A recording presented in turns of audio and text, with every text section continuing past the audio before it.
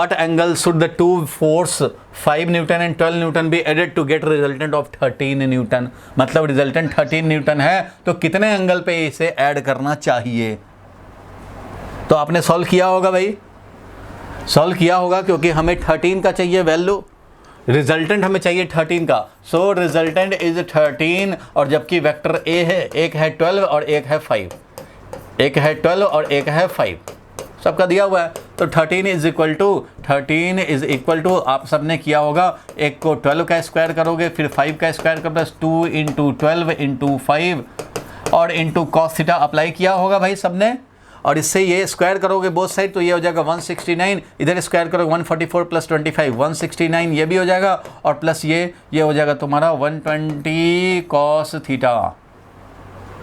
और इससे देखो 169 सब्ट्रैक्ट होगा तो यहाँ 0 हो जाएगा, 0 is equal to 120 cos theta.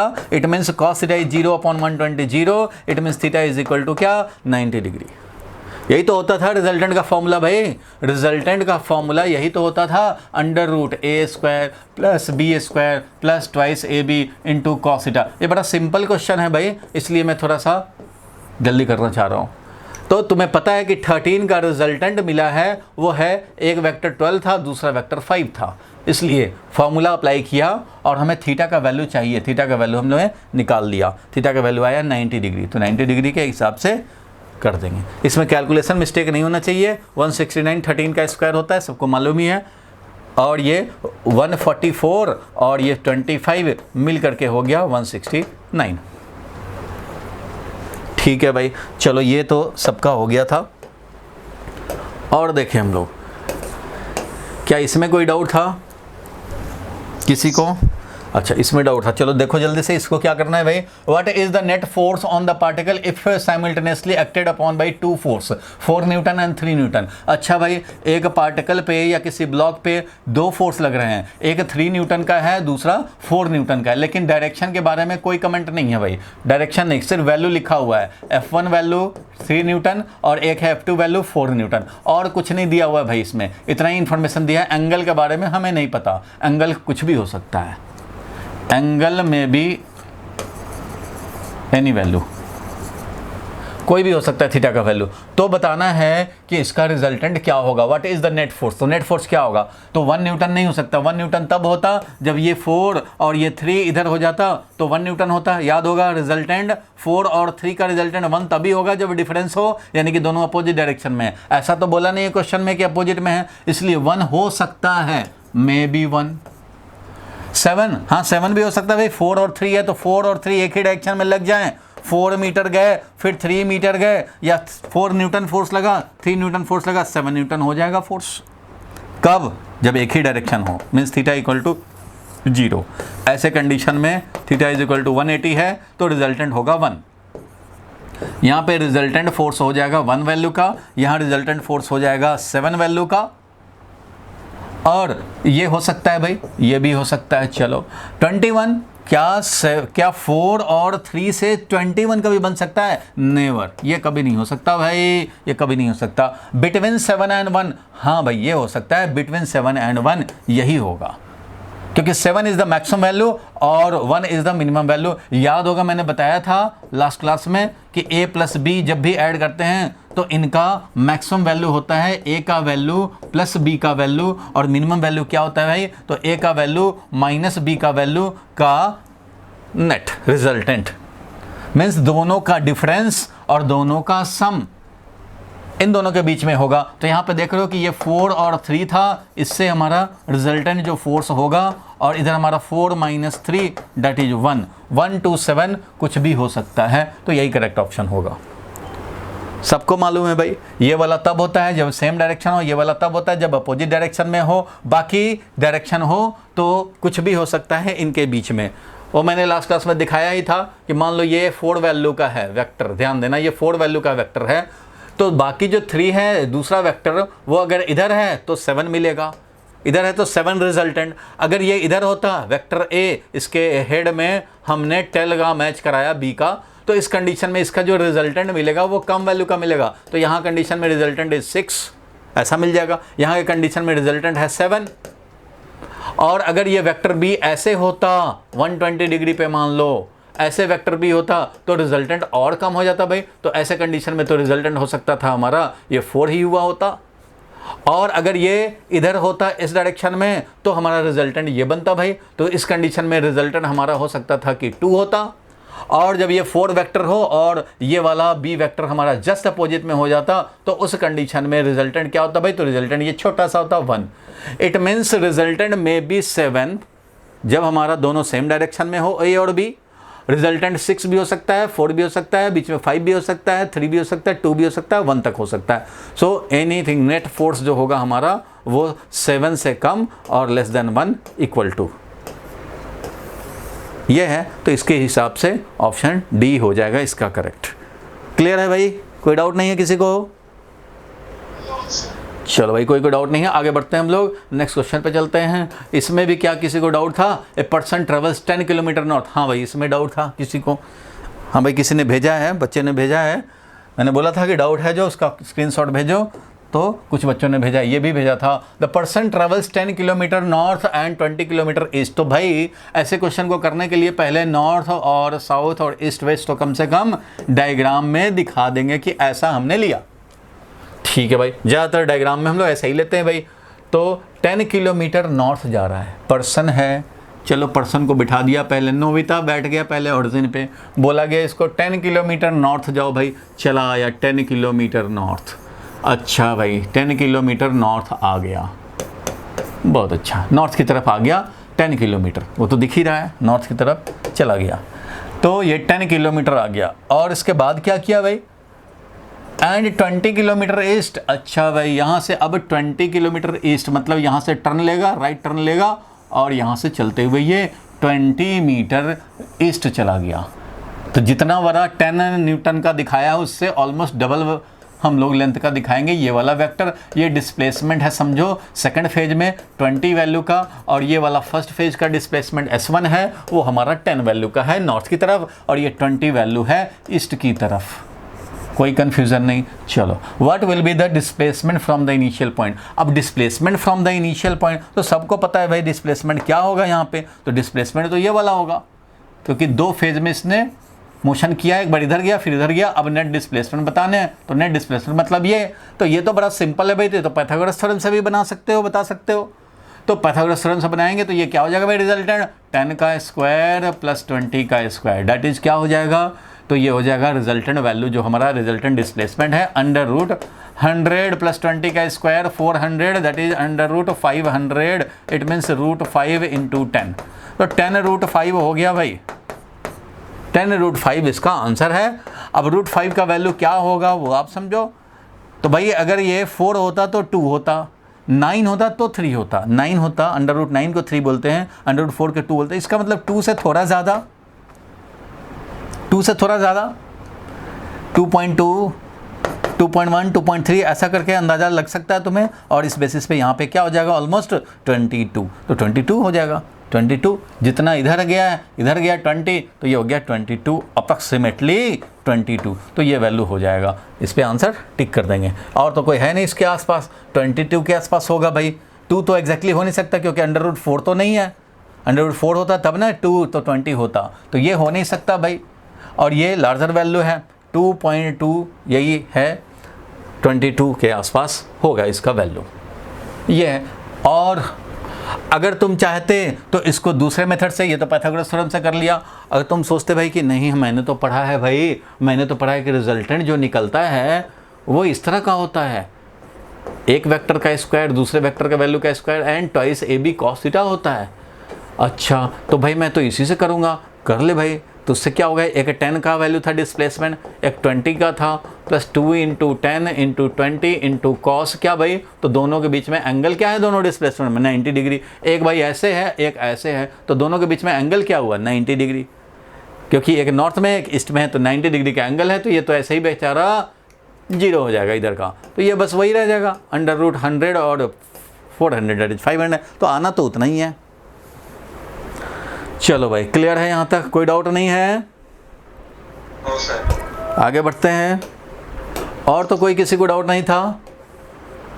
Resultant of 2 equal forces equal to either of the these forces then the angle between 120 degree, ये तो पहले ही था तुम्हें पता, resultant of the two equal forces equal to either of these forces.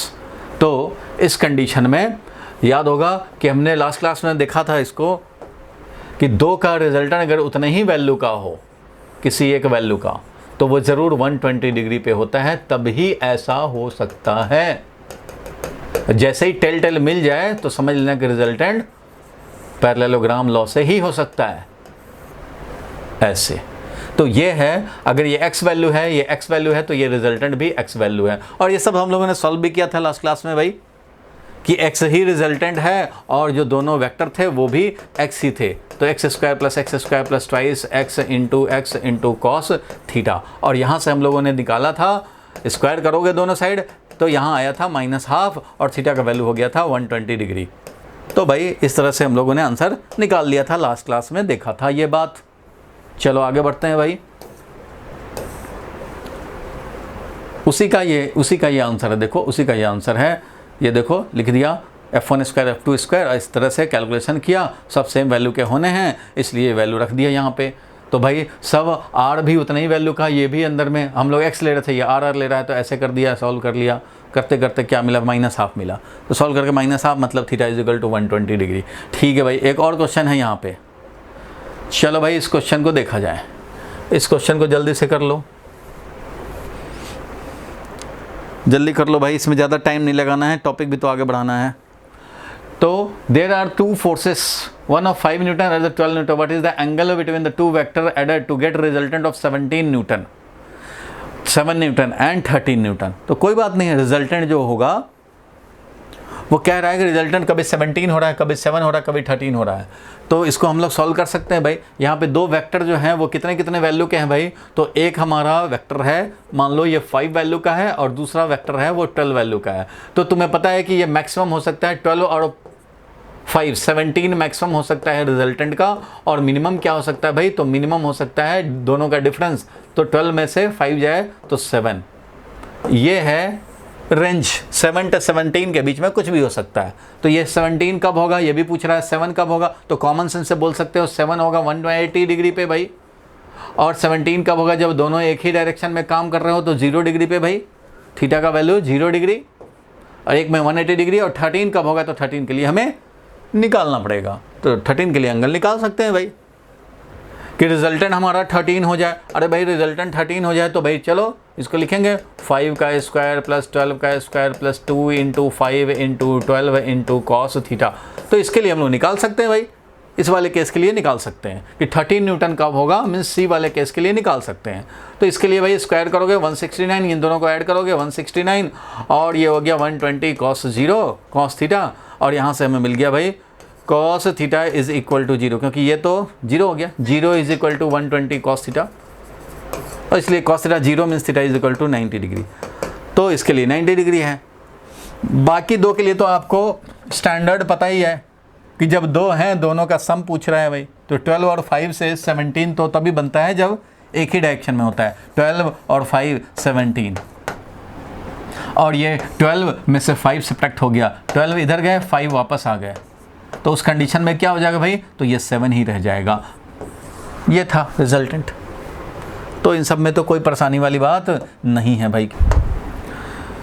अब तक जो हम लोगों ने वेक्टर में किया था, क्या क्या कर लिए हैं भाई? रिप्रेजेंटेशन किए, और क्या किए भाई? तो एडिशन किए थे, याद होगा, addition of vector. Last 2 class हम लोग एडिशन पहले देखा कि जब भी दो वेक्टर ऐड करते हैं ट्रायंगल लॉ से ऐड करो तो ये है रिजल्टेंट भाई। ए वेक्टर के हेड पे बी वेक्टर का टेल रखा, जितना भी एंगल होगा इन दोनों के बीच में कितना एंगल होगा भाई? तो टेल टेल मिलाते हैं या हेड हेड मिलाते हैं तब देखते हैं एंगल। ध्यान रखना है, बिल्कुल ध्यान रखना है, खोपड़ी में सेट कर लेने हैं कि जब दो वेक्टर का टेल या दोनों वेक्टर का हेड मैच करे तभी smaller angle is the angle between two vector. इसलिए ए वेक्टर को आगे बढ़ा करके हम लोग समझते हैं कि ये समझो ऐसे है, इसका टेल ए का टेल और बी का टेल मैच कर गया, ये है एंगल बिटवीन द टू।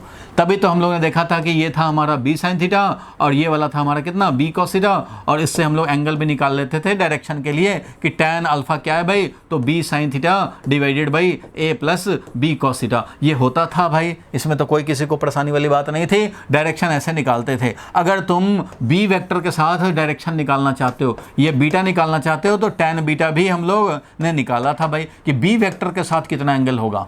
याद होगा तुम्हें, पैरेललोग्राम लॉ से अगर ऐड करते हैं हम लोग तो उस कंडीशन में ए वेक्टर का टेल बी वेक्टर का टेल मैच कराया, ए वेक्टर का टेल और बी वेक्टर टेल दोनों मैच कराया, उसके बाद पैरेललोग्राम कंप्लीट किया और ये बना resultant diagonal from the meeting point. यहाँ पे टेल टेल मीटिंग पॉइंट है।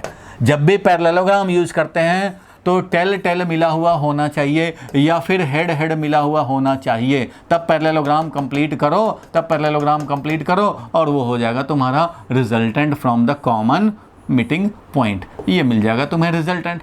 और ट्रायंगल लॉ के लिए एक के हेड पे दूसरे का टेल लाते हो भाई, चाहे तो ए के हेड पे बी का टेल लाओ या बी के हेड पे ए का टेल लाओ, बात एक ही है, यही मिलेगा तुम्हें डायरेक्शन भाई, यही रिजल्टेंट मिलेगा। तो ये सब तो पुरानी बात है, सब जान चुके हो। किसी को इन सब में तो कोई प्रॉब्लम नहीं है भाई, बोलो सिग्नल दो भाई, तब तो ट्रेन आगे बढ़ेगी। इन सब में कोई प्रॉब्लम नहीं है, ये सब हम लोगों ने देख लिया था। चलो अब आगे बढ़ते हैं, तो आगे हम लोग रिजॉल्व करना सीखेंगे। आज टॉपिक डालो, चलो सारे लोग टॉपिक डालेंगे अपने रजिस्टर में। रिजॉल्विंग अ वेक्टर क्वांटिटी बहुत ज़्यादा इम्पॉर्टेंट है और इसमें अगर ना समझ में आए तो प्रॉब्लम हो जाएगा। आर्यन समझ में आ रहा है भाई? आर्यन को समझ में आ रहा है? पूरा समझ में आ गया? बहुत बढ़िया, बहुत बढ़िया, बहुत बढ़िया। तुमने जो 2-3 क्लास कवर किए, बहुत अच्छा। ये अगर मोमेंटम बना के रखोगे, फिजिक्स तुम्हारे हाथ में होगा। जो लोग भी ऑनेस्टली काम करेंगे, जितना दिया जा रहा है, जितना बोला जा रहा है, उतना करते जाओगे, फिजिक्स हाथ में रहेगा, नहीं तो चला जाएगा। रिजॉल्व करना, बहुत पहले 1-2 क्लास पहले किसी के खोपड़ी में आया था और उसने शायद पूछा भी था कि एक्स डायरेक्शन, वाई डायरेक्शन और जेड डायरेक्शन में वेक्टर हो तब तो हम लोग इजीली लिख पाते हैं। एक्स डायरेक्शन में मान लो फोर्स है 5 वैल्यू का, ये फोर्स है कैसा भाई, तो 5 वैल्यू का, तो मैं क्या लिखूंगा इस फोर्स को, तो फोर्स के लिखूंगा, ये F1 जो फोर्स है उसको लिख दूंगा। कितना लिखूंगा भाई, क्या लिखूं स्टैंडर्ड फॉर्म में, इसको क्या लिखूंगा 5 आई कैप। क्यों भाई, क्योंकि स्टैंडर्ड यूनिट वेक्टर है आई कैप, इधर 1 वैल्यू का unit vector along X axis I cap, well known to all science students.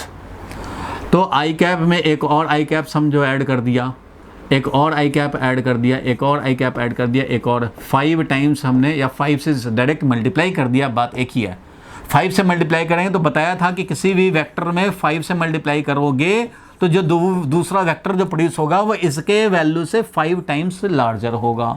अगर ये है हमारा ए वेक्टर तो 5 टाइम्स हमारा इससे लार्जर हो जाएगा बी वेक्टर, और सेम डायरेक्शन में होगा अगर ये स्केलर जिससे मल्टीप्लाई किया गया है वो पॉजिटिव है। तो खोपड़ी से उतरा तो नहीं है ना भाई, निगेटिव अगर होगा तो डायरेक्शन रिवर्स हो जाएंगे। मतलब इस वेक्टर को लिखूंगा, ये तो हमारा 5a है, लेकिन ये वाला हो जाएगा -5a और ये वाला वैल्यू हो जाएगा कितना,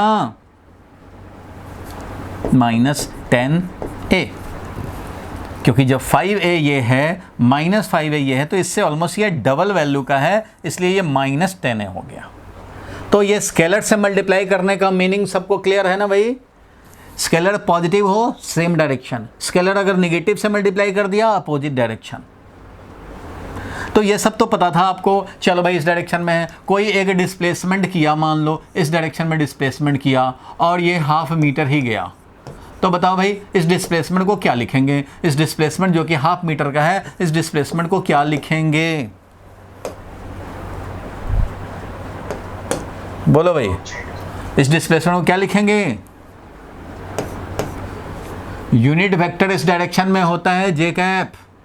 तो भाई किसी भी, ध्यान देना, किसी भी वेक्टर को रिप्रेजेंट करने का ये तरीका है भाई, कि उसका value multiplied by unit vector in the direction, जिस डायरेक्शन में ये वेक्टर लेना चाहते हो उस डायरेक्शन के, मतलब जिधर फोर्स रहेगा ये उस डायरेक्शन के यूनिट वेक्टर से मल्टीप्लाई करेंगे। यही चीज़ तो हमने यूज़ किया फोर्स में, कि फोर्स का वैल्यू तो 5 है और ये है किधर, तो भाई एक्स डायरेक्शन में है, तो उधर के डायरेक्शन के यूनिट वेक्टर से मल्टीप्लाई कर दिया, ये वाला और ये वाला। उसी तरह से डिस्प्लेसमेंट लिखोगे तो स्टैंडर्ड वे यही है, इसका value multiplied by unit vector in the direction of displacement, जिधर ये रखना चाहते हो उस डायरेक्शन में। किधर है ये डिस्प्लेसमेंट भाई, तो वाई एक्सिस की तरफ है। कितना वैल्यू का है भाई, तो हाफ मीटर का है, तो पहले हाफ वैल्यू रख ले भाई, उसके बाद यूनिट वेक्टर रख दो। ये मीटर जो है वो तो इसका यूनिट है, रख देंगे। दैट इज, ये हो गया हाफ जे कैप यानी 0.5 जे कैप मीटर, ये हो गया डिस्प्लेसमेंट। तो डिस्प्लेसमेंट हो या फोर्स हो या वेलोसिटी हो, स्टैंडर्ड वे यही है रिप्रेजेंट करने का कि उसका वैल्यू लिखो और फिर यूनिट वेक्टर से मल्टीप्लाई करो। मीन्स छोड़ो वेलोसिटी, छोड़ो एक्सेलरेशन, छोड़ो फोर्स, जो भी होगा क्वांटिटी, कोई क्वांटिटी, तो स्टैंडर्ड ऐसे ए से दिखाते हैं। थ्योरी बनता है तो उसमें ए लिखते हैं, ए इज एनी वेक्टर, फोर्स हो जाए, वेलोसिटी हो जाए, एक्सेलरेशन हो जाए, डिस्प्लेसमेंट हो जाए, कुछ भी हो जाए, A is represented by A का value multiplied by unit vector in the direction of A. इसीलिए बोला जाता है कि यूनिट वेक्टर का काम क्या है, डायरेक्शन बताना, इस वेक्टर का डायरेक्शन बताना। और इसीलिए मैंने बताया था कि अगर यूनिट वेक्टर ए के डायरेक्शन में अगर चाहिए तो कैसे निकालेंगे भाई, तो ये है मल्टीप्लिकेशन, मॉड ए से मल्टीप्लाई किया यूनिट वेक्टर को, तो ये यूनिट वेक्टर कैसे निकलेगा, तो वेक्टर ए में वेक्टर ए के मैग्नीट्यूड से डिवाइड कर दो, मिल जाएगा। तो ये एक फॉर्मूला बन गया था, वेरी वेरी इंपॉर्टेंट फॉर्मूला। किसी डायरेक्शन में हमें यूनिट वेक्टर चाहिए, मान लो बी के डायरेक्शन में यूनिट वेक्टर चाहिए, तो unit vector in the direction of B will be B vector, भगवान ने दे दिया और उसी के मैग्नीट्यूड से डिवाइड कर दिया, तो यूनिट वेक्टर मिल गया in the direction of B. भाई जितना बात बताया ये सब तो क्लियर है ना, अभी तो रिजॉल्व करने की बात ही नहीं है, ये सब तो मैंने पहले डिस्कस कर दिया है। इन सब में किसी को कन्फ्यूज़न है तो पहले वो क्लियर कर ले, तभी आगे बढ़ पाएंगे हम लोग, तभी सीख पाएंगे। बोलो भाई, जिसका जो डाउट है बता दे जल्दी से। किसी को डाउट नहीं है, कोई डाउट नहीं है अभी? हाँ, तो अभी तो होना भी नहीं चाहिए, अभी तो टॉपिक हुआ ही नहीं कुछ, तो सब तो पहले वाला है, ये सब तो हमने रिकैप कर ही रखा है। चलो कोई बात नहीं है, आगे बढ़ते हैं हम लोग। तो देखो भाई, क्वेश्चन ये किसी के माइंड में आया था कि अच्छा भाई एक्स डायरेक्शन में है, वाई डायरेक्शन में है, जेड डायरेक्शन में हो या उसके अपोजिट डायरेक्शन में हो तो हम लोग काम कर लेते हैं। अब मान लो अगर मान लो हमारा वेलोसिटी इस डायरेक्शन में है और ये अगर 3 मीटर पर सेकेंड का है निगेटिव जेड डायरेक्शन में, तो इस वेलोसिटी को क्या लिखेंगे, तो इसका वैल्यू, और जिस डायरेक्शन में है उस डायरेक्शन में यूनिट वेक्टर, तो जिस डायरेक्शन में है निगेटिव जेड डायरेक्शन में, तो यूनिट वेक्टर क्या है उधर यूनिट वेक्टर क्या है निगेटिव जेड डायरेक्शन में, माइनस के कैप। के कैप हमारा इस डायरेक्शन का यूनिट वेक्टर है, माइनस के कैप इस डायरेक्शन का यूनिट वेक्टर है, इसलिए ये लिख दिया और यूनिट इधर चिपका दिया, यानी वेलोसिटी इज -3 के कैप, ऐसा लिख देंगे मीटर पर सेकेंड। तो मीनिंग समझ में आ जाएगा कि ये वेलोसिटी 3 वैल्यू का है और ये है किधर, तो निगेटिव जेड डायरेक्शन की तरफ है, निगेटिव जेड डायरेक्शन की तरफ है। तो किसी के मन में सवाल ये आया था कि अगर एक्स वाई जेड के डायरेक्शन में ना हो, किसी और डायरेक्शन में हो, तो कैसे इसको रिप्रेजेंट करेंगे। तो यहीं पे आता है नाम रिजॉल्विंग अ वेक्टर का। देखो रिजॉल्विंग अ वेक्टर क्या है, रिजॉल्व करना।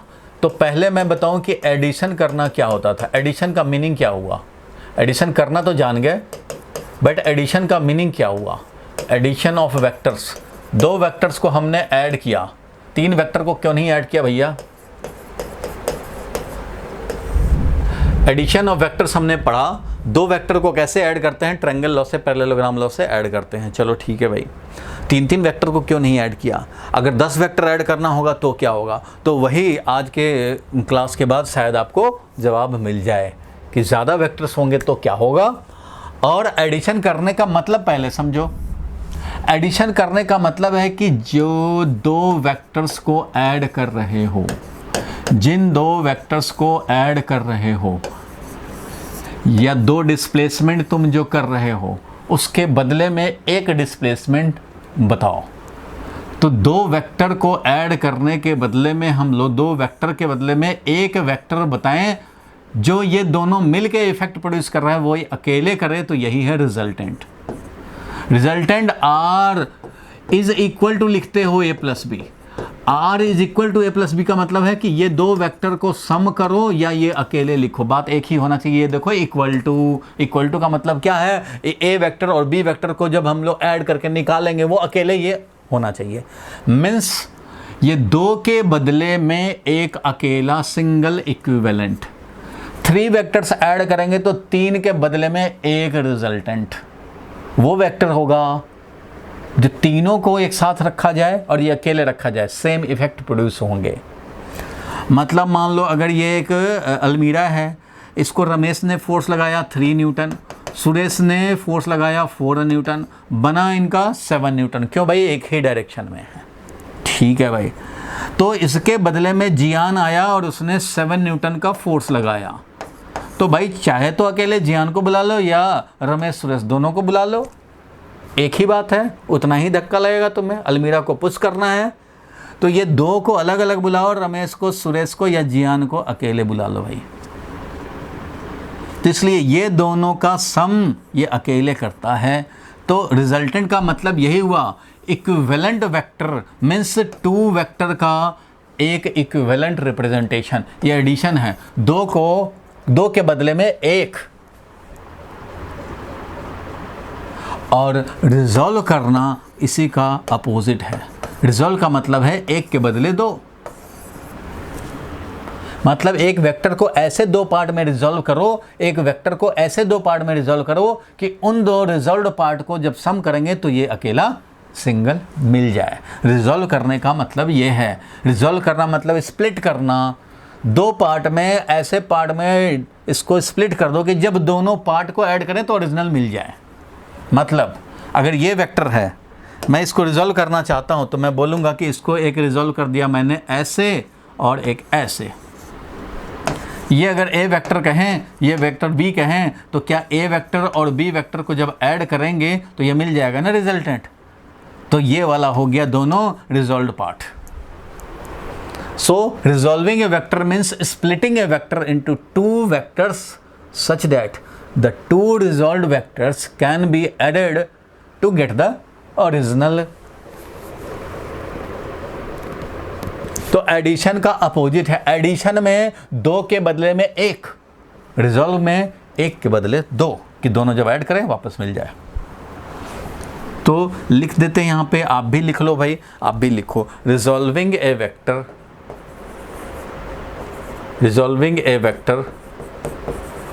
is opposite to addition, meaning wise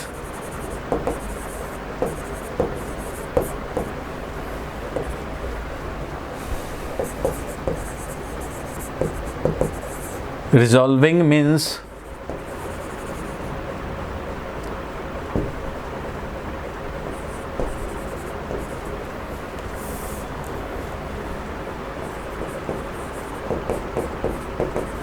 splitting a vector into many vectors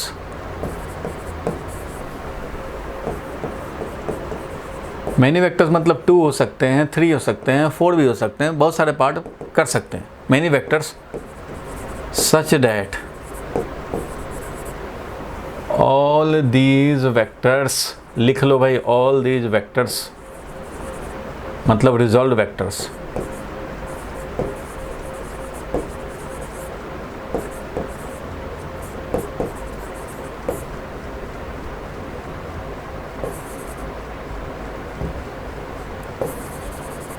can be added to get the original vector।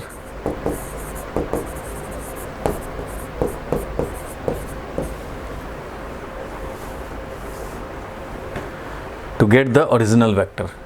Resolve करने का तो ये मतलब हुआ। अब रिजॉल्व करने का क्या फ़ायदा होता है वो ज़रा देखेंगे हम लोग। तो फ़ायदा इसका ये होगा कि हम लोग किसी भी डायरेक्शन में रहे रिजॉल्व करके लिख सकते हैं, रिप्रेजेंट कर सकते हैं।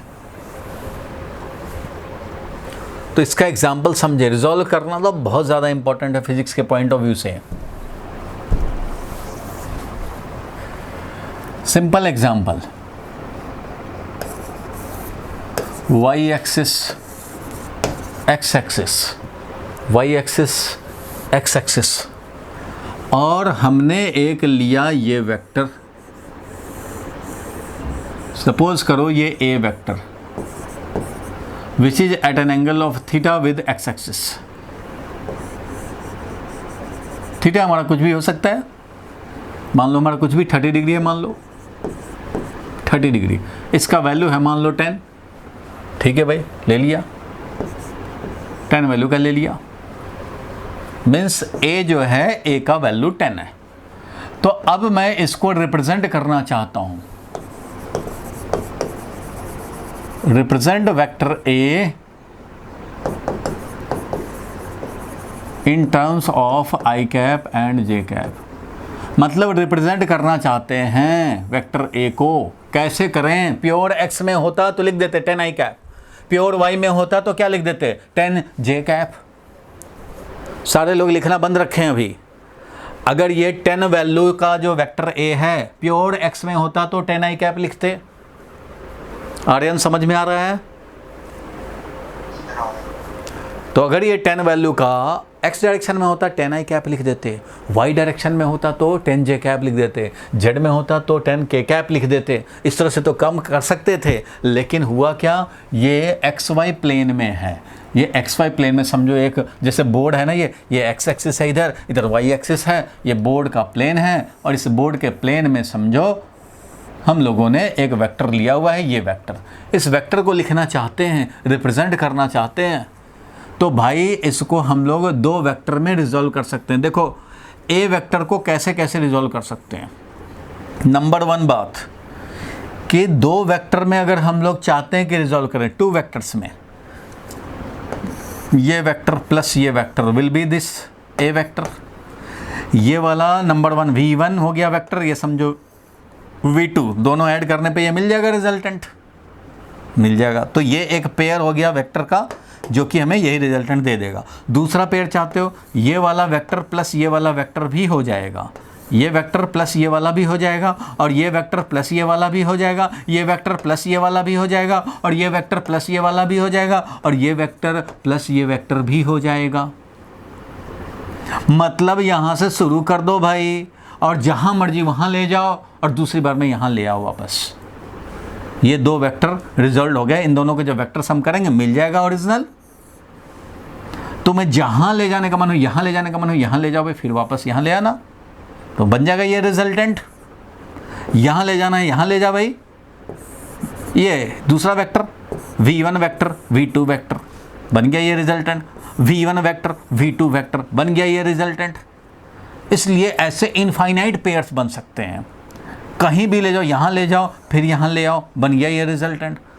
तो इनफाइनाइट पॉसिबल पेयर्स में ये हम लोग स्प्लिट कर सकते हैं, इसको हम लोग रिजॉल्व कर सकते हैं, और इन पेयर्स में जब ऐड करेंगे मिल जाएगा रिजल्टेंट। कोई भी 2 वेक्टर, ये वाला वेक्टर प्लस ये वाला वेक्टर, मिल जाएगा रिजल्टेंट। इट मीन्स फर्स्ट बात ये सीखे कि देयर में B infinite number of pairs in which A vector certain vector can be resolved, कर सकते हैं। ठीक है, तो इनफाइनाइट वेक्टर्स में कर सकते हैं, ये समझ में आया। इनफाइनाइट पेयर्स में कर सकते हैं 2-2 वेक्टर का। अगर तुम डिसाइड करते हो कि नहीं भैया मुझे 2 वेक्टर नहीं 3 वेक्टर में रिजॉल्व करने हैं, कोई बात नहीं है। ये वेक्टर ए, इसको 3 पार्ट में रिजॉल्व करना हो तो देखो क्या क्या हो सकता है। ए vector, B vector, C vector, ये है रिजल्टेंट। कैसे? ए वेक्टर में बी वेक्टर ऐड करेंगे तो ये बनेगा रिजल्टेंट। ये हो गया ए प्लस बी। अब ये ए प्लस बी वेक्टर में जब ये सी वेक्टर ऐड करेंगे तो ये मिल जाएगा resultant. A plus B vector plus C vector is the resultant. A vector ये नंबर 1 वेक्टर, तो 1 + 2 हमारा ये है, 1 vector + 2 vector is this, and 1 + 2 vector में जब ये 3 वाला नंबर वेक्टर लगाते हैं, ऐड करते हैं तो मिल जाता है ये रिजल्टेंट। इसलिए 3 पार्ट में रिजॉल्व करने हैं तो कहीं ले जाओ, फिर कहीं ले जाओ, फिर यहाँ ले आओ। जो ये वाला फर्स्ट वेक्टर सेकंड वेक्टर करोगे ऐड तो मिलेगा ये रिजल्टेंट, और ये जब ये हमारा मान लो ये वाला है m1 वेक्टर, ये है मान लो m2 वेक्टर, तो ये वाला हो गया m1 + m2 वेक्टर। अब m1 + m2 में जब m3 ऐड करेंगे तो मिल जाएगा ये रिजल्टेंट। एक चीज़ और सुनो, आप अलजबरा पढ़ते हो भाई, अलजबरा में कोई बोले कि 2 + 3 + 4 क्या होगा, तो भाई 3 को ऐड करने का कोई रूल नहीं है, 2 को ऐड करने का रूल है। 3 + 2 5 होता है। अच्छा, इन दोनों का रिजल्टेंट तो मिल गया, अब 5 में ये वाला ऐड करेंगे तो मिलेगा 4। एट ए टाइम 2 ही ऐड कर रहे हैं, एट ए टाइम 2 ही ऐड कर रहे हैं। पहले इन दोनों का ऐड किया, जो रिजल्ट आया उसमें इसको ऐड किया, ये मिल गया। उसी तरह से अगर 4 को इसमें 5 भी ऐड करना होगा तो क्या करेंगे, पहले इन दोनों को ऐड किया, मन में सोचा या लिखा, फिर उसको इसमें ऐड किया। मन में सोचा तो 3 × 2 = 5 हो गया, और 5 में फिर 4 ऐड किया तो 9 हो गया, और 9 में फिर 5 ऐड करेंगे तो 13 हो जाएगा, 9 में फिर 5 14 हो जाएगा, तो रिजल्टेंट 14 आ जाएगा। लेकिन एट ए टाइम तो 2 ही ऐड कर रहे हो ना, एट ए टाइम 2 ही ऐड कर रहे हो, चाहे लिख दो या मन में रखो। इसलिए ऐड करने के लिए अलजबरा में 2 ही क्वांटिटी को ऐड करने का रूल है। 3 क्वांटिटी को ऐड करने के लिए मन में पहले रिजल्ट रखने पड़ते हैं। वैसे ही किसी वेक्टर को भी अगर हमें ऐड करना है तो 3 वेक्टर को ऐड करने का कोई फॉर्मूला नहीं है, सिर्फ 2 वेक्टर को ऐड करने का फॉर्मूला है, और वो क्या है भाई, तो √a² + b² + 2ab cos θ। 2 vector को ऐड करो, रिजल्ट निकालो पहले 2 का। अगर तुम्हें a + b + c करना है तो पहले इन दोनों का रिजल्टेंट निकाल लो भैया। जो रिजल्टेंट आएगा उसको इसके साथ ऐड करना, फिर तुम्हें रिजल्टेंट मिल जाएगा। क्या क्या सीखे अभी? A vector, A certain vector can be resolved into many pairs. 2 का काम करना है, मेनी पेयर्स। 3 में करना है, 1 2 3।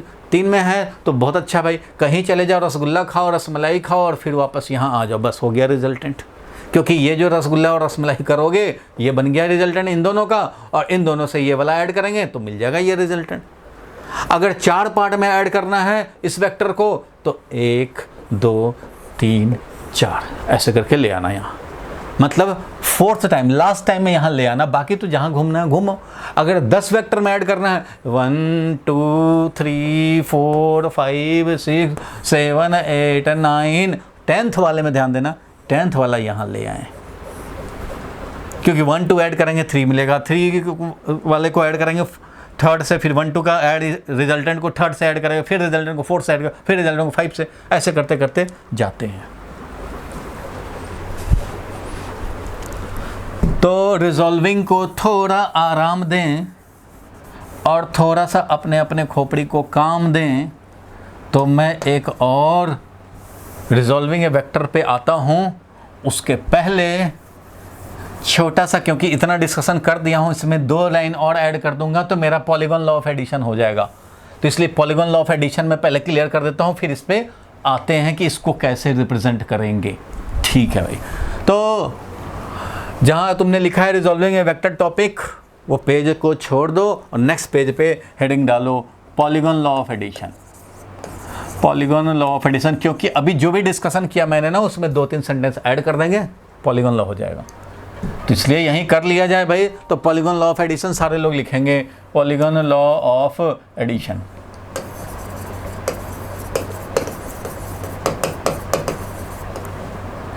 पॉलीगॉन लॉ बहुत नाम से ही क्लियर है, पॉलीगॉन बनता होगा। ट्रायंगल लॉ में ट्रायंगल बनता होगा, पैरेललोग्राम लॉ में पैरेललोग्राम लॉ बनता है, डायगोनल रिजल्टेंट। ट्रायंगल लॉ में triangle completing side is the resultant. वैसे ही पॉलीगॉन लॉ में भी पॉलीगॉन कंप्लीटिंग साइड रिजल्टेंट होता है। क्या होता है ये समझो।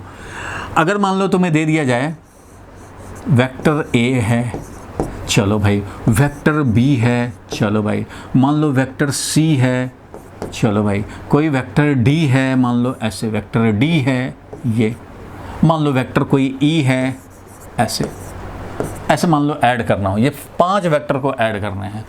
ए वेक्टर भी है बी वेक्टर भी है भाई, सी वेक्टर भी है और डी वेक्टर भी है और ये ई वेक्टर भी है। इन सबको ऐड करना है। तो पॉलीगॉन लॉ ऑफ एडिशन कहता है भाई ट्रायंगल और पैरेललोग्राम में दो वेक्टर को ऐड करने का होता है। ऐसे भी ऐड करने का दो ही होता है, दो ही एट ए टाइम ऐड करते हैं। पॉलीगॉन लॉ कहता है कि अच्छा भाई अगर 5 वेक्टर को ऐड करना है तो मेरे पास एक अल्टरनेट मेथड है। तो पॉलीगॉन क्या कहता है अभी समझेंगे। फिलहाल तो यह है कि इनको अगर ऐड करना हो तो हम लोग कैसे ऐड करेंगे। कैसे ऐड करेंगे तो देखो बहुत आसान है ऐड करना। सबसे पहले देखो भाई हमें निकालना है resultant A vector plus B vector plus C vector plus D vector plus E vector, 5 को ऐड करने हैं। ठीक है, सबको साउंड आ रहा है भाई, क्लियर? ऑडियो वीडियो में तो कोई प्रॉब्लम नहीं है किसी को? चलो सब ओके है, तो फिर हम लोग आगे बढ़ते हैं। तो देखो भाई इन सबको ऐड करना है। मैंने अभी अभी बताया कि भाई 5 एक बार में ऐड करने का कोई रूल नहीं होता है, 2 को ही ऐड करने का होता है। तो 2 को ऐड करेंगे, ए और बी को ऐड करेंगे। चलो भैया ए और बी को ऐड करना चाहते हैं। ए ले लिया वेक्टर, पैरेलल शिफ्ट करने से तो वेक्टर चेंज होता नहीं है, इसलिए ये ए वेक्टर है। देखो भाई ये वाला ए वेक्टर हमने ले लिया। बी वेक्टर दिखाना, अच्छा भाई तो बी वेक्टर दिखा दिया जाए। बी वेक्टर पैरेलल शिफ्ट करते हुए यहाँ लाए, ये है बी वेक्टर। ठीक है भाई, ए के हेड पे बी का टेल रखा तो obviously completing side, triangle completing side हमारा रिजल्टेंट हो जाएगा और ये बन गया रिजल्टेंट। ये कौन सा रिजल्टेंट हो गया भाई? तो ये वाला रिजल्टेंट हो गया ए प्लस बी। मैं इसको लिख सकता हूँ ए प्लस बी। चलो मैं थोड़ा सा इसको इनलार्ज करके दिखाऊं। ये था वेक्टर ऐड करना और इसको मैंने ऐड किया। वेक्टर ए के हेड पे वेक्टर बी का टेल रखा और ये बन गया रिजल्टेंट, जिसको बोलेंगे ए प्लस बी। ए प्लस बी निकालना अपना पर्पस नहीं था। इस ए प्लस बी में मतलब इन दो के बदले में तो ए यही हो गया, इन दो के बदले में ये हो गया रिजल्टेंट। अब इसमें अगर हम लोग सी ऐड करें, चलो भाई सी को ऐड करने हैं, तो ए प्लस बी के हेड पे, ए प्लस बी के हेड पे, इन दोनों को भूल जाओ, ए प्लस बी के हेड पे सी का टेल डालेंगे। सी ये है। चलो भैया पैरेलल शिफ्ट करते हुए ला रहे हैं, पैरेलल शिफ्ट करते हुए ला रहे हैं। ये है हमारा सी वेक्टर, पैरेलल शिफ्ट करते हुए ले आए और इससे बन गया अब ए प्लस बी वेक्टर में सी वेक्टर को ऐड किया, ये मिल गया रिजल्टेंट। ये कौन सा वेक्टर हो गया भाई? तो A plus B plus C vector हो गया। अच्छा भाई ये ए plus B plus C vector है। अब इसमें क्या करना है भाई? तो इसमें अब इन सबको भूल जा भाई, इसको भी भूलो, इसको भी भूलो, इन दोनों को तो ऐड करके भैया रिजल्टेंट ले आए। ए प्लस बी में सी ऐड करके ये ले आए, ये ए प्लस बी प्लस सी हो चुका। मतलब अब तक का 3 वेक्टर ऐडेड है, ये है रिजल्टेंट। तीनों को भूलो और ये याद रखो। अब इसमें डी ऐड करना। डी कहाँ भाई? ये है डी। तो डी ऐसे है, तो ऐसे है तो ठीक है भैया। ए प्लस बी प्लस सी के हेड पे डी वेक्टर का टेल रख देंगे। ये है डी वेक्टर, मान लो ये डी वेक्टर था, इस डायरेक्शन में डी वेक्टर रख दिया। अब इससे बनेगा resultant. A plus B plus सी के हेड से बी का टेल रखा और ये बना रिजल्टेंट। इसको क्या लिखूंगा मैं? ए प्लस बी प्लस सी और इसमें ऐड कर दिया हमने डी वेक्टर को। चलो भाई ये मिल गया रिजल्टेंट, बहुत अच्छा। अब ए प्लस बी प्लस डी में डी तक में ऐड हो गया। अब ई वाला एक रह गया है, ई वाला। तो ई वाला को कैसे करें? तो ई वाला को ऐसे लाना है, ये वाला है वेक्टर। तो भाई वेक्टर ई को भी लाया जाए। चलो भाई वेक्टर ई को लाया जाए। वेक्टर ई है हमारा इस तरह से, तो ई वेक्टर मान लो हमने ऐसे लाया। चलो ये है वाला ई वाला वेक्टर, इस तरह से आ रहा है ई वेक्टर ऑलमोस्ट। अगर इधर है तो इधर ले आएंगे, इधर है तो अब देखने में किधर लग रहा है भाई। चलो ये ई वेक्टर हमने दिखाया ऐसे। तो A plus B plus C plus D जो वाइट वाला है उसमें हमने ये वाला ई वेक्टर ऐड कर दिया। तो रिजल्टेंट क्या मिला? वो रिजल्टेंट मैं दिखाता हूँ तुम्हें रेड से। चलो रिजल्टेंट है भैया ये है रिजल्टेंट। ये रेड वाला आ गया रिजल्टेंट, ये है रिजल्टेंट। बोलो क्लियर है यहाँ तक? इस तरह से ये वाला जो रेड वाला आया वो क्या आया? तो वो आया A plus B plus C plus D plus E.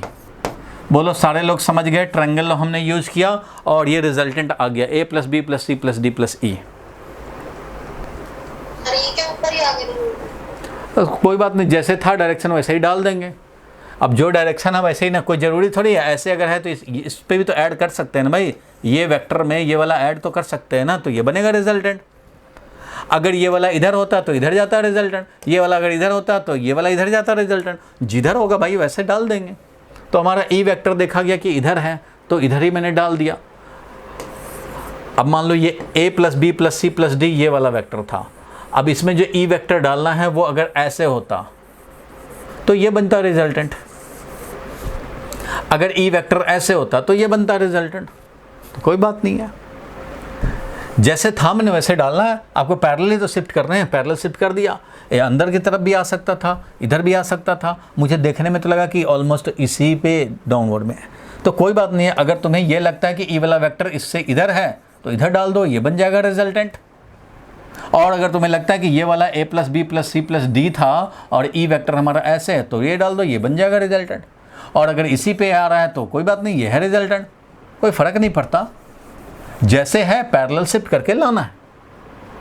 Clear है यहाँ तक? चलो क्लियर है। तो अब जरा देखा जाए कि पॉलीगॉन लॉ क्या कहता है। ये सब तो हमने ट्रायंगल लॉ यूज किया, ट्रायंगल लॉ यूज करते करते आ गए, सबको भूल जाओ, अब ये याद रखो बस, ये रेड कलर वाला रिजल्टेंट है। ठीक है भाई, तो पॉलीगॉन लॉ कहता है, पॉलीगॉन लॉ ऑफ एडिशन कहता है कि ये सब क्या लफड़ा कर रहे हो, इतना इतना काम करोगे, इनको ऐड करने के लिए इतना काम करोगे? नहीं भाई, इसका शॉर्टकट है। क्या है शॉर्टकट भाई? तो पॉलीगॉन लॉ में ये कहा जाता है कि जिन वेक्टर्स को ऐड करने हैं उनमें से किसी को उठा लो और पैरेलल शिफ्ट करके ले आओ। मान लो वेक्टर ए, अब वेक्टर ए के हेड पे दूसरे किसी वेक्टर का टेल डाल दो। चलो मान लो मैंने बी वेक्टर ले लिया भाई, तो बी वेक्टर का हमने इस तरह से डाल दिया, ए वेक्टर पे बी वेक्टर डाल दिया। चलो भाई, ए के हेड पे बी का टेल डाल दिया। फिर पॉलीगॉन लॉ बोलता है कि अच्छा बी डाल दिए, अच्छा तो अब नेक्स्ट वेक्टर ले लो, इसके हेड पे अब नेक्स्ट वेक्टर डाल लो, तो सी डालना है भाई, तो सी डाल दिया हमने, सी वेक्टर डाल दिया, वर्टिकली अपवर्ड जैसा था। चलो सी भी डाल दिया, तो अब सी के हेड पे नेक्स्ट वेक्टर डाल दो, तो सी के हेड पे नेक्स्ट वेक्टर डाला डी जो कि इस डायरेक्शन में था, डी वेक्टर डाल दिया। उसके बाद डी के बाद जो बचा है वो ई, वो भी डाल लो, तो हमने भाई वो भी डाल दिया ऐसे, ये है ई वेक्टर। तो जब सारे वेक्टर कंज्यूम हो जाए, सबको एक के हेड पे दूसरे का टेल, फिर इसके हेड पे फिर नेक्स्ट का टेल, फिर इसके हेड पे नेक्स्ट का टेल, इसके हेड पे नेक्स्ट का टेल, ऐसे ऐसे डालते डालते सारे वेक्टर कंज्यूम कर लो जितने को ऐड करने हैं। उसके बाद क्या करो, स्टार्टिंग पॉइंट को पकड़ो, फाइनल पॉइंट जहाँ पहुँचे वो पकड़ो और इनको मिला दो, मतलब पॉलीगॉन कंप्लीट कर दो, पॉलीगॉन कंप्लीट कर दो। Polygon completing side is the resultant. Polygon जैसे triangle completing side is the resultant, वैसे ही ये polygon completing side is the resultant. तो ये चाहिए, ये भी तो यही हुआ है, ये भी तो यही हुआ है। देखो, ए के हेड पे बी का टेल, बी के हेड पे सी का टेल, सी के हेड पे डी का टेल, डी के हेड पे ई का टेल, और ये बना पॉलीगॉन कंप्लीटिंग साइड रिजल्टेंट। वही तो ये भी है, polygon completing side is the resultant.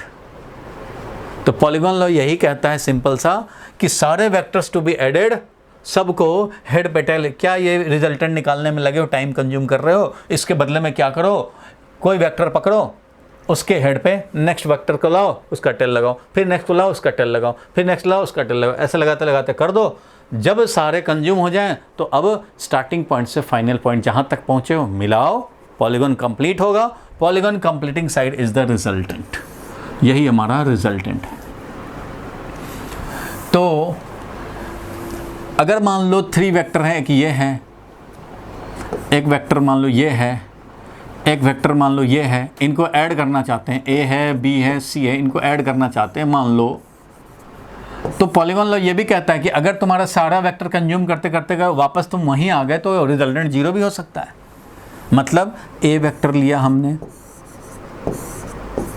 ए के हेड पे बी वेक्टर डाला, ऐसे मान लो बी वेक्टर डाला, और बी के हेड पे हमने सी वेक्टर डाला, और ये ऐसे आ गए यहीं पे वापस जहाँ से चले थे, ए वेक्टर, बी वेक्टर और ये सी वेक्टर।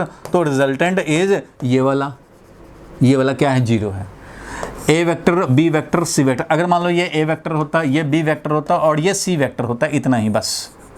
ये ए वेक्टर, ये बी वेक्टर, एंड ये सी वेक्टर, तो रिजल्टेंट होता ये, रिजल्टेंट होता ये, बट सी वेक्टर भी यहाँ तक आ गया तो रिजल्टेंट हो गया 0, हो जाएगा 0। अब मान लो एक वेक्टर है ये, तो पॉलीगॉन लॉ क्या कहता है भाई कि एक के हेड पे दूसरे का टेल रखो। तो एक वेक्टर हमने ए लिया, ये ए लिया, और एक वेक्टर ये बी लिया, ये 5 वैल्यू का है और ये वाला भी 5 वैल्यू का है। तो ए वेक्टर पे हमने बी का, ए के हेड पे, पॉलीगॉन लॉ तो यही कहता है भाई कि एक के हेड पे नेक्स्ट का टेल, तो ए के हेड पे हमने बी का टेल रखा ऐसे। अब पॉलीगॉन कंप्लीट करो, जितने वेक्टर ऐड करने थे हो गया खत्म। तो ए के हेड पे मैंने बी टेल डाला, खत्म हो गया भाई। अब रिजल्टेंट तो स्टार्टिंग से फाइनल मिलाओ, 0 आ रहा है तो 0 हो गया रिजल्टेंट। अब खुद सोचो, होना भी चाहिए, 5 इधर और 5 इधर ले लिए तो रिजल्टेंट क्या होगा 0। एक ले लिया 5 आई कैप, दूसरा ले लिया -5 आई कैप, तो दोनों ऐड करेंगे, 5 मीटर गए इधर, वापस भी आगे 5 मीटर, तो उसी चेयर पे आके बैठ गया ना, तो रिजल्टेंट हो गया 0। So polygon law of addition says consume all the vectors by putting the next vector, by putting the tail of next vector on the head of the previous vector, and in this way consume all the vectors. Then resultant will be the polygon completing side. Resultant कौन होगा? Polygon completing side. यही है polygon law of addition, यही है polygon law of addition। ठीक है, तो आप इसका स्टेटमेंट लिख सकते हो। तो लिखो भाई, पॉलीगॉन लॉ ऑफ एडिशन में हम लोग लिखें 2 मार्क्स का आएगा polygon law of addition. What do you mean by polygon law of addition? 2 marks का। तो उसमें क्या करना है, एक डायग्राम बना देना है इसी तरह से। मान लो ये 5 वेक्टर्स टू बी एडेड हैं, ऐसे ऐड किया, ऐसे ऐड किए, ये पॉलीगॉन लॉ कह रहा है। तो मैं यहाँ स्टेटमेंट लिख दे रहा हूँ, आप भी लिख दो, 2 मार्क्स का आएगा, यही काम कर देना पड़ेगा। According to polygon law of addition,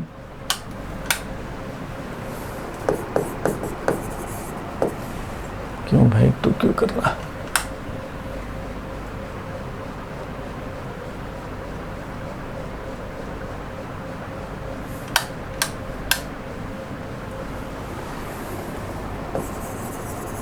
According to polygon law of addition,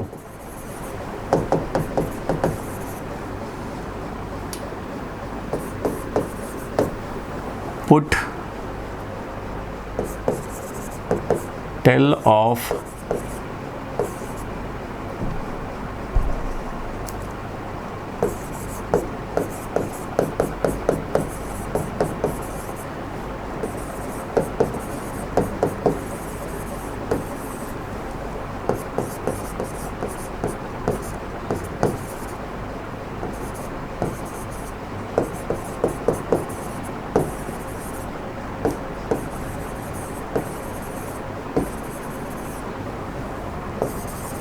and consume all the vectors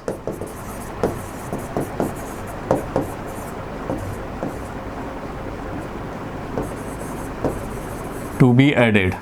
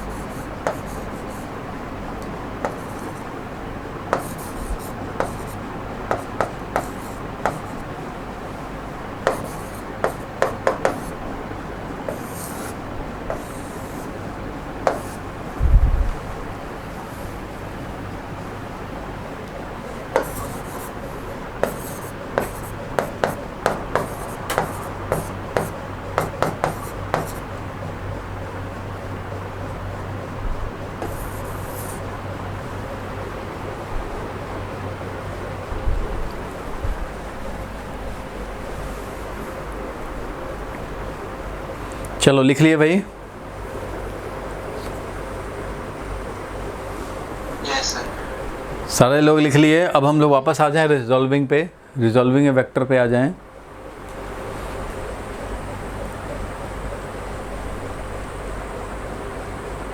screenshot भी ले सकते हो।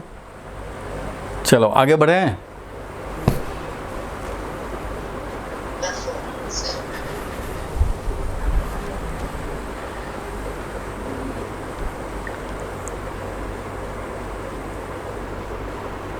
चलो भाई आगे बढ़ते हैं। वेरी वेरी इंपॉर्टेंट हम लोग डिस्कस करने जा रहे थे।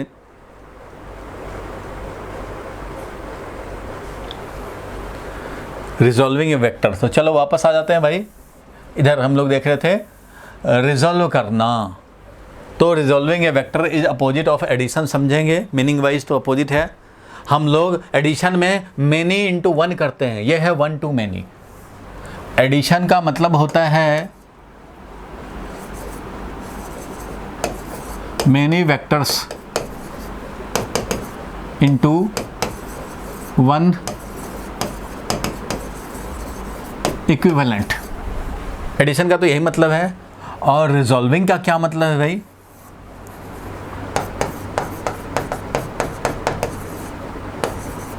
Resolving means one into many.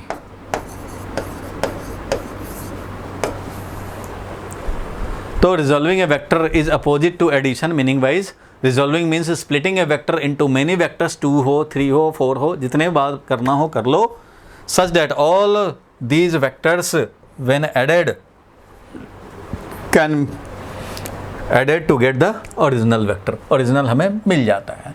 चलो तो इसके बारे में हम लोगों ने ये देखा। सारे लोग अब लिखना बंद कर दें और ज़रा आप समझें। यहाँ पे थोड़ा सा 2-4 मिनट 10 मिनट की बात है, देख लेते हैं। देखो भाई, पहला बात तो ये समझें कि हम लोग दो को अगर इसको 2 पार्ट में स्प्लिट करना है तो बहुत सारे पॉसिबिलिटीज़ हैं, इनफाइनाइट पॉसिबिलिटीज़ हैं। एक ही वेक्टर को रिजल्टेंट हम लोग बहुत सारे पेयर में रिजॉल्व कर सकते हैं। और किसी वेक्टर को हम लोग चाहें तो 10 वेक्टर में भी कर सकते हैं। 9 वेक्टर्स तक इधर उधर घूमते रहना, झूमते रहना, और जब 10th रखने जा रहे हो तो 10th को यहाँ तक ले आना, काम हो जाएगा। हज़ारों में भी कर सकते हैं भाई। 999 तक घूमते रहो और हज़ारवां जो रख रहे हो लास्ट वाला वो यहाँ ले आना, तो बन जाएगा ये resultant according to polygon law.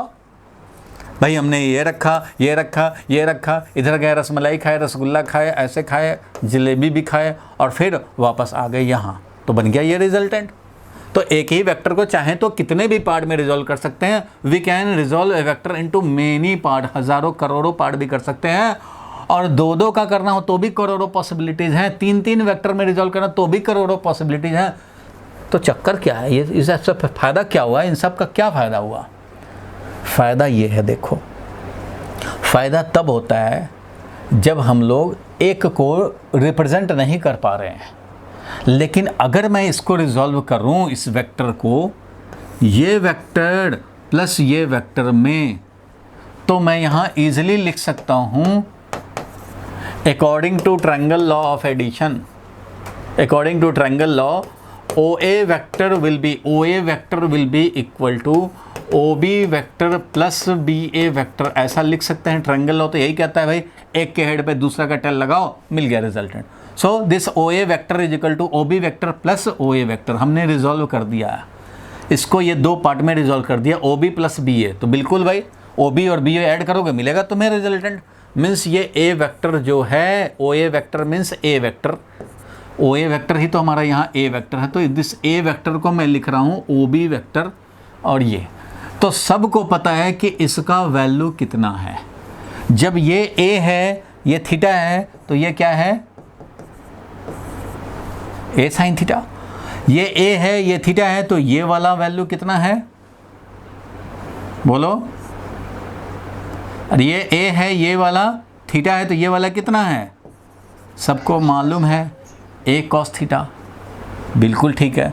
तो मैं क्या लिखूंगा अब OB को? देखो यहाँ पे OA वेक्टर को हमने रिजॉल्व कर दिया 2 पार्ट में।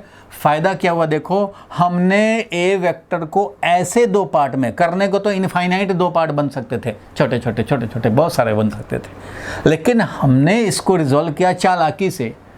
ऐसे दो पार्ट में जिसमें से एक पार्ट प्योरली एक्स एक्सिस पे, दूसरा पार्ट प्योरली वाई एक्सिस पे, तो फ़ायदा क्या हुआ कि इसको जो हम लोग ये प्लस ये लिखेंगे तो इसको ईजिली लिख सकते हैं। अगर इधर ये मान लो 8 वैल्यू का हो तो I cap, 2 I cap, 3 I cap, 4 I cap, 8 I cap लिख देंगे। अगर ये 6 वैल्यू का है तो 6 जे कैप लिख देंगे। मीन्स प्योर एक्स एक्सिस में रिप्रेजेंट करने से हम लोग आई कैप का यूज़ कर सकते हैं, प्योर वाई के लिए जे कैप का यूज़ कर सकते हैं। सो ओ बी वेक्टर को मैं क्या लिखूँ, ओ बी वेक्टर को मैं क्या लिखूँ? तो भाई ये अगर 1 वैल्यू का होता तो आई कैप लिखता, 2 वैल्यू का होता 2 आई कैप लिखता, 3 वैल्यू का होता 3 आई कैप लिखता, 4 का होता 4 आई कैप लिखता। लेकिन ये एक cos थीटा वैल्यू का है तो मैं एक cos थीटा आई कैप लिखूँगा। और ये अगर 1 वैल्यू का होता जे कैप लिखते, 2 वैल्यू का 2 जे कैप, 3 वैल्यू का 3 जे कैप, ए साइन थीटा वैल्यू का है तो A sine theta j cap लिखूँगा। अब ये ए cos थीटा अगर तुम इवेलुएट करना चाहो तो यहाँ के लिए ये 10 है, cos 30 डिग्री है, तो तुम चाहो तो लिख सकते हो 10 cos 30 डिग्री होता है √3/2, तो इससे हम लोग 5√3 लिख सकते हैं। और ये a sin थीटा मतलब हो गया ये a इंटू साइन 30 डिग्री होता है हाफ, तो ये वाला 5 लिख सकते हैं। It means this a vector can be written as 5, ये कितना है 5√3 आई कैप और प्लस 5 जे कैप। देखो कितना ईजिली हम लोग इस a वेक्टर को रिप्रेजेंट कर पाए। क्यों? क्योंकि इतना x एक्सिस पे है और 5 y एक्सिस पे है। तो जब इतना x एक्सिस पे 5√3 x एक्सिस पे है तो बोलेंगे 5√3 आई कैप और ये 5 जे कैप मिल के बन गया ये 10 वैल्यू वाला वेक्टर।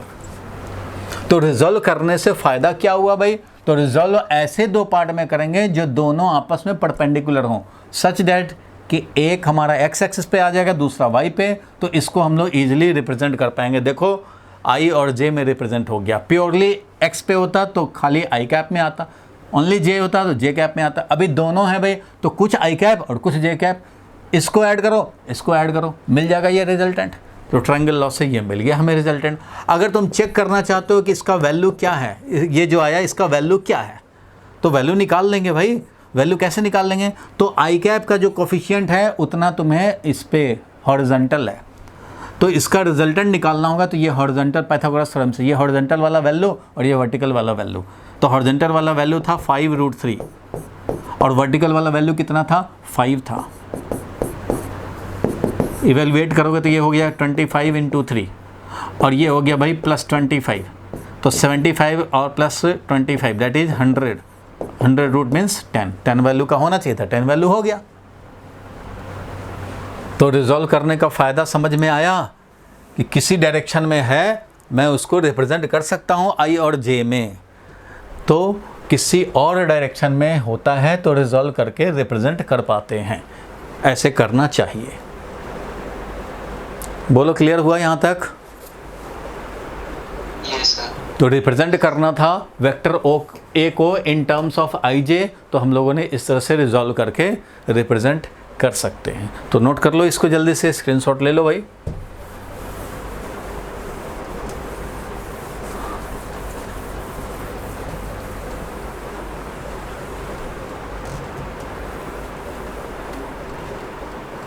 देखो भाई जीमेल में आजकल मैं तुम्हें वीडियो भेज रहा हूँ, तो जीमेल में अगर किसी को रिसीव ना हो तो वो क्या करेगा, तो अपना जीमेल आईडी को लॉग आउट कर लेगा। मैंने लिख के भेजा भी था, लॉग आउट कर लेगा और फिर से अपना पासवर्ड डाल के लॉगिन कर लेगा जीमेल में। और लॉगिन करके फिर देखोगे सिंप्लीफाइड से जो आया हुआ है मेल, एक ही बार भेजा है 5 दिन 7 दिन पहले, अगर तो उसको में जो एक लिंक मिलेगा तुम्हें, वो प्लेलिस्ट का लिंक है 11th क्लास का प्लेलिस्ट। इसमें जितने वीडियो मैं डाल रहा हूँ वो सब इसी में जाता जा रहा है, इसी प्लेलिस्ट में जाता जाएगा। पहले वाला देखना हो तो पहले वाला भी देख सकते हो। पहले वाला ज़्यादातर तुम्हें पब्लिक वीडियोज़ मिलेंगे। पब्लिक वीडियो मतलब ओपन टू ऑल, कोई भी देख सकता है। और कुछ जो प्राइवेट दिखते हैं, प्राइवेट या जब ओपन करते हो तो उसमें लॉक लगा होता है, तो प्राइवेट वीडियोज़ हैं वो उन्हीं को खुलेगा जिनके जीमेल आईडी इन वीडियोज़ में अटैच किए हुए हैं। तो मैं आपसे जीमेल आईडी लिया था, इन वीडियो में अटैच कर दिया हूँ, तो उन्हीं को खुलेगा, उन्हीं ईमेल आईडी से खुलेगा। दूसरे ईमेल आईडी से कोई इसको खोलना चाहेगा नहीं खुलेगा, इसलिए आपका ईमेल आईडी लिया था मैंने। तो किसी को अगर वीडियो ना रिसीव हो रहा हो, रिकॉर्डिंग रिसीव ना हो रहा हो क्लास का, तो वो मुझे बताएगा, मैं उसका रिजॉल्व कर लूँगा प्रॉब्लम। चलो देखो भाई, आई जे में ऐसा हो गया, तो इसका मतलब ये हो गया, देखो अगर मान लो हमारा कोई ये वेक्टर होता तो इस वेक्टर को भी हम लोग रिजॉल्व कर सकते थे। कैसे? मान लो ये कुछ वैल्यू का है, 10 ही वैल्यू का है, मान लो ये 60 डिग्री है, तो हम लोग ये रिजॉल्व कर सकते थे। ये वाला वैल्यू कितना हो जाता भाई? तो 10 sin 60 डिग्री, ये हो जाता 10 sin 60 डिग्री। इसको ऐसे रिजॉल्व करते, ये वेक्टर प्लस ये वेक्टर, कर सकते थे ना इसको रिजॉल्व। मान लो ये बी वेक्टर है, चलो भैया बी वेक्टर को रिजॉल्व करना चाहते हैं, तो चालाकी क्या करना है कि रेक्टेंगुलर, इसको बोलते हैं रेक्टेंगुलर कंपोनेंट, ये और ये, इससे क्या बनता है? एक रेक्टेंगल बनता है। तो ये वाला कितना होगा भाई? तो ये वाला बी है हमारा, वो 10 वैल्यू का है, ये 10 वैल्यू का अगर है ये वाला, तो ये हो गया 10 cos 60 डिग्री। 10 और cos 60 डिग्री हाफ होता है, इट मीन्स ये हो गया 5, और ये 10 sin 60, sin 60 होता है √3/2, तो इसलिए ये वाला हो गया 5√3, ये हो गया 5√3। तो बताओ भाई इस बी वेक्टर को, यानी कि O B vector, O B C मान लो है, तो बी वेक्टर जो कि ओ बी वेक्टर है, इसको रिजॉल्व करके मैं क्या लिखूंगा? ओ बी वेक्टर को मैं रिजॉल्व करके क्या लिखूंगा? बताओ भाई, ओ बी वेक्टर को रिजॉल्व करके क्या लिखूं? तो O B vector will be equal to O C vector plus क्या? C B vector. बोलो भाई, ये लास्ट क्वेश्चन है आज के लिए। O B vector is a triangle law से मैं लिख रहा हूं O C vector plus C B, O C vector plus C B vector लिख सकते हैं भाई। ये वाला वेक्टर प्लस ये वाला वेक्टर इज इक्वल टू ये वेक्टर। हमें इसी को तो रिजॉल्व करके लिखना है, इसके बदले में 2 लिखने हैं, तो इसको हमने रिजॉल्व कर दिया। ऐसे लाइन ड्रॉ किया, मीन्स इसको भूल जाओ भाई, और इसको याद रखो और इसको याद रखो। So this O B vector is equal to this vector plus this vector. अब ओ सी वेक्टर को मैं क्या लिखूंगा भाई? तो ये तो प्योरली एक्स एक्सिस की तरफ है, तो भाई जब प्योरली एक्स एक्सिस की तरफ है तो 1 वैल्यू का होता है आई कैप, 2 वैल्यू का 2 आई कैप, लेकिन ये तो 5 वैल्यू का लेना है भाई, तो लिखूंगा मैं 5 आई कैप।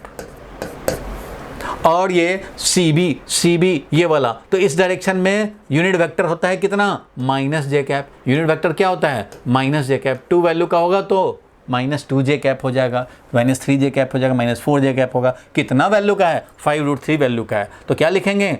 5√3 वैल्यू तो है, ऐसा लिख दें 5√3 वैल्यू, और इस डायरेक्शन का यूनिट वेक्टर -j कैप, ऐसा लिख देंगे।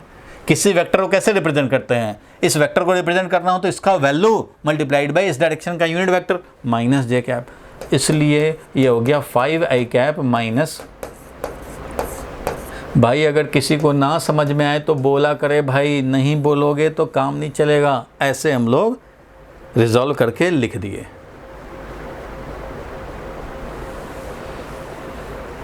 इसका भी हम लोग चेक करना चाहेंगे कि 10 वैल्यू है या नहीं, तो ये भी हम लोग चेक कर सकते हैं। तो चेक करने के लिए क्या होता है? तो रूल यही है भाई कि i का जो कोफिशिएंट है वो है हॉरिजॉन्टल में, और j का जो कोफिशिएंट है वो है वर्टिकल में। इसलिए i वाला हॉरिजॉन्टल है और एक वर्टिकल है, तो ये तो मिल ही जाता है। तो इसलिए हॉरिजॉन्टल मीन्स i का कोफिशिएंट का स्क्वायर और प्लस j के कोफिशिएंट का स्क्वायर। तो j का कोफिशिएंट -5√3 है, कोई बात नहीं, इसका स्क्वायर करेंगे। ये क्या मिल गया भाई? तो 25। ये क्या मिल गया भाई? तो 75 मिल करके क्या हो गया? 10 वैल्यू मिल जाएगा। बोलो भाई, क्लियर है यहाँ तक? Yes sir. बस थक गए, कुछ लोग थक गए लगता है। चलो कोई बात नहीं है, टाइम भी हो रहा है।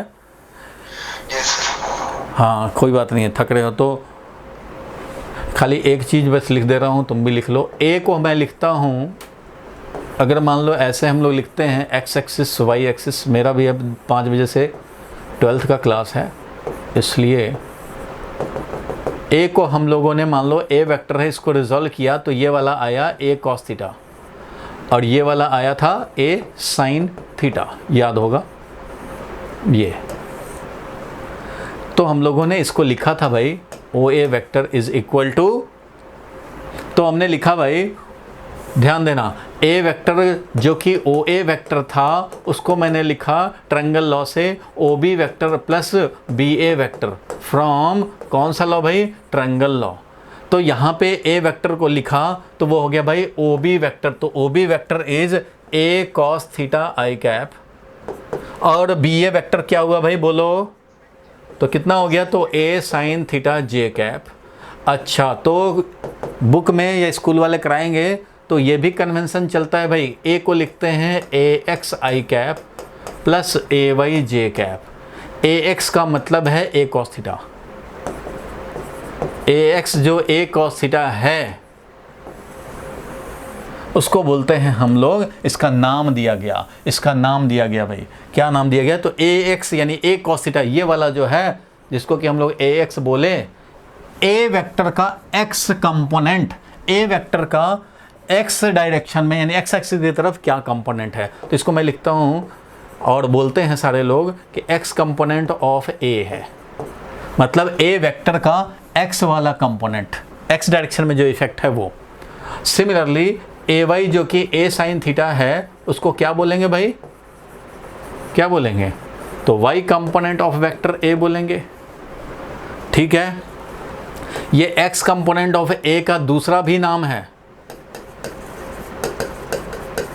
Projection of vector A along x axis, projection of vector A along x axis, ये है projection of vector A along x axis, मतलब ए वेक्टर का x डायरेक्शन में प्रोजेक्ट किया जाए। प्रोजेक्ट करने का मतलब क्या है कि समझो इधर से लाइट थ्रो करेंगे तो इसका x एक्सिस पे जो शैडो बनेगा ये है प्रोजेक्टेड पार्ट। ए वेक्टर को हमने प्रोजेक्ट किया तो ये ए पार्ट मिले, ये मिला हमें ओ बी पार्ट। सो इसको हम लोग projection of vector A along x axis भी बोलते हैं। और इसका एक तीसरा नाम भी है resolved part of vector A on X axis. Similarly इसका भी बोलेंगे resolved part of Y along X axis, resolved part of A along Y axis, ये भी बोल सकते हैं। तो ये तीन नाम इसके हैं, तो तीन नाम इसके भी होंगे, ये आप इतना याद रखेंगे। और इसका जब वैल्यू निकालते हैं तो ये भी ध्यान रखेंगे, अभी मैंने बताया था कि अगर ए का वैल्यू निकालना होगा तो आई का कोफिशिएंट मतलब हॉरिजॉन्टल और जे का कोफिशिएंट मतलब वर्टिकल। तो जो ए एक्स है एक्स कंपोनेंट उसका स्क्वायर प्लस वाई कंपोनेंट उसका स्क्वायर ऐड करके रूट अंडर लगाओगे, रिजल्टेंट पाओगे। अगर कोई बोले कि ए वेक्टर है हमारा 3i cap plus 4j cap, अगर ये वेक्टर है तो इसका मतलब क्या समझते हो, इसका मतलब ये हुआ कि x डायरेक्शन में 3 और y डायरेक्शन में 4, ये मिला ये वेक्टर। मीनिंग समझ में आया। अगर कोई वेक्टर बोला गया है कि 3i प्लस 4j है, इसका मतलब 3 ये और 4 ये है। तो इस ए वेक्टर का वैल्यू क्या हो जाएगा भाई, तो अंडर रूट एक्स का कोफिशिएंट, यानी कि ये बोलेंगे एक्स का कोफिशिएंट जो भी आएगा हमारा और जो वाई कंपोनेंट, तो एक्स कंपोनेंट यहाँ पे 3 है तो 3 का स्क्वायर, वाई कंपोनेंट 4 है 4 का स्क्वायर करेंगे यहाँ पे 9 5 25 हो जाएगा और ये मिल जाएगा 5 वैल्यू। सो ए वेक्टर का मैग्नीट्यूड इज 5 वैल्यू। आज के लिए बस इतना ही, स्क्रीनशॉट ले लेंगे, काम कर लेंगे। रिजॉल्व करने का तरीका बताया, रिजॉल्व करने का फ़ायदा क्या है भाई, तो हम लोग आई जे में किसी भी डायरेक्शन में वेक्टर हो आई जे में लिख सकते हैं। इस पे और क्वेश्चन प्रैक्टिस करेंगे। वेक्टर में ऑलमोस्ट मुझे लग रहा है कि 7 क्लास लगेंगे, तो कोई बात नहीं है, 6 क्लास लगे 7 क्लास लगे कोई प्रॉब्लम नहीं है। करना है एक एक समझ के चलने हैं। जहाँ डाउट हो आप चाहे पूछ लो, अगर यहाँ नहीं पूछ पा रहे हो तो इसके रिकॉर्डिंग में फिर देख करके समझ लो, और क्लास नोट्स रेडी होते चलना चाहिए। हार्ड वर्क का कोई सब्स्टिट्यूट नहीं है, शॉर्टकट मारोगे तो शॉर्टकट में ही मार्क्स भी मिलेंगे।